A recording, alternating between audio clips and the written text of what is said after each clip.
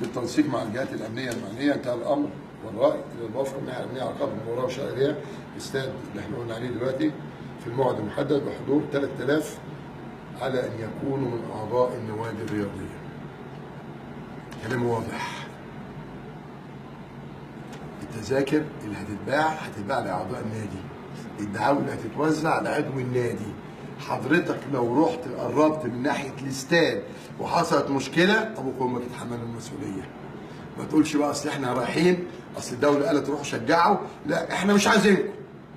بقول تاني، وهتطلع الاتوبيسات من هنا الساعه 11 في حراسه الامن اللي معاه تذكره هياخدها من النادي، هياخدوا في النادي. كلام واضح. ده مش انا قلت اتحاد الكوره والامن. اهو جواب اهو أن نكون من أعضاء النوادي الرياضية، لأن الجواب ده معمم على كل الأندية. هيدعو عامل في النادي، هياخد تذكرته، هيشتريها، هياخد دعوته، هيطلع من الأتوبيس، هيتحرك الساعة 11 من جوه النادي، هيطلع بالشرطة، هيتفتش قبل ما يطلع، وهيتفتش هناك في الاستاد. هو النظام بتاعنا كده. تمام؟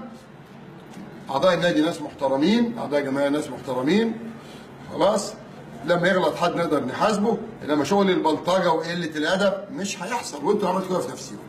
عايز تشجع روح اقعد على القهوه شجع، انما قله الادب والسفاله والتجربه مش هتمشي. ومرتضى منصور رئيس نادي موجود وذكر، انتوا عارفين انه ذكر. تمام؟ ومحمود طاهر ذكر. خلاص ما عادش طريقكم راخر.